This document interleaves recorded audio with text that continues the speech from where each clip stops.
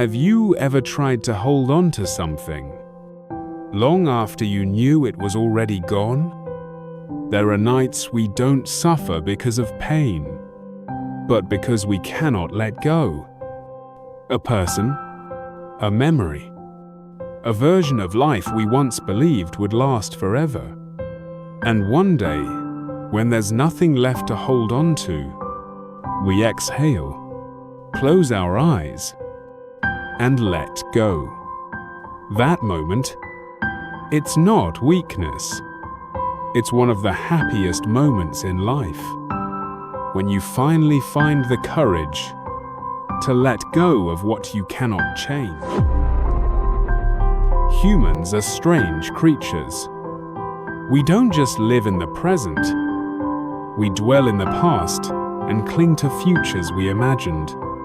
Someone leaves, but we keep checking our phones. A dream breaks, but we keep picking up the shattered pieces, as if the past can be stitched back together. We don't hold on because we don't know better. We hold on because we're afraid. Afraid of change. Afraid of losing. Afraid that if we let go, we'll be left with nothing. Some wounds don't bleed on the skin. They live quietly in memory. In Good Will Hunting, Will is a genius solving any equation, but he can't open his heart to anyone. Abused, abandoned. He grows up believing he's unworthy of love. Then he meets Sean, a therapist who's lost his wife to cancer. They don't talk math. They talk pain. Sean says again and again, "It's not your fault." At first, Will laughs it off. But then, the words crack something open. And for the first time, he allows himself to cry. Will doesn't let go of love. He lets go of guilt, of the story that he must be broken forever. And that moment is courage. I loved her for 7 years. We planned a life together. I believed love was enough. Then, one day, she said, "I'm tired. No betrayal, no drama, just quiet distance." She left, and I stayed, waiting. I wrote letters, checked my phone, dreamed of her return. Until one day, I looked at an old photo of us, and I didn't see her. I saw a man who had lost himself. I wasn't hurting because she left.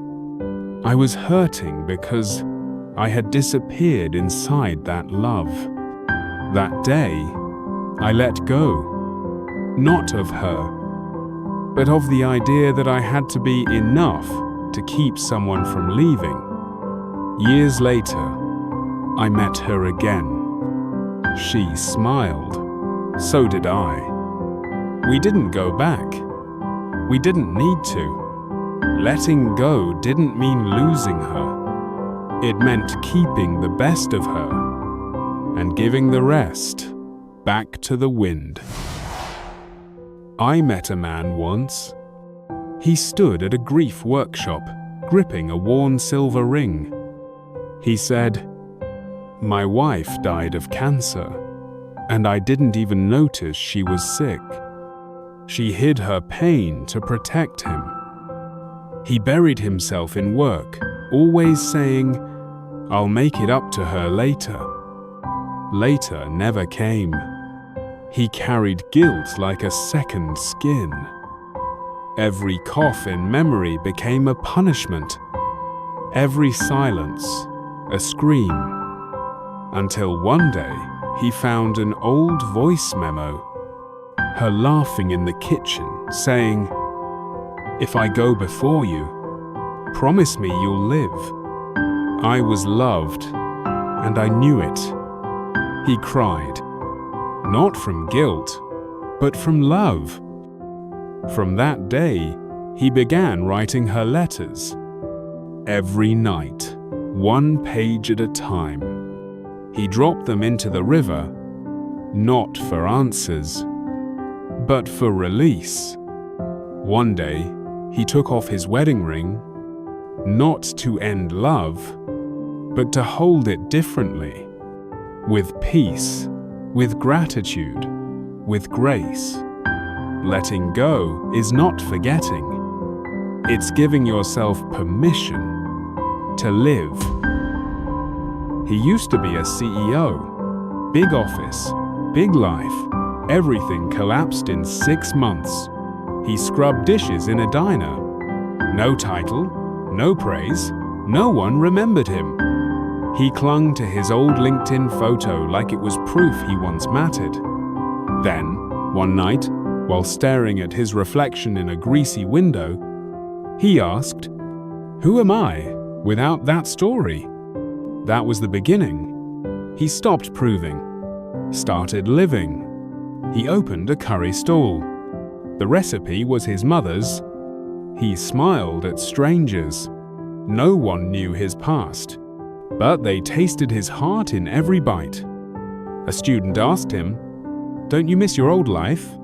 He said, "Only the parts that made me forget who I really was." Letting go didn't strip him of worth, it revealed it. One of the happiest moments in life is when you find the courage to let go of what you cannot change. You don't need to forget or rush. Just breathe and take one step forward. Sometimes, happiness isn't about having more. It's about carrying less.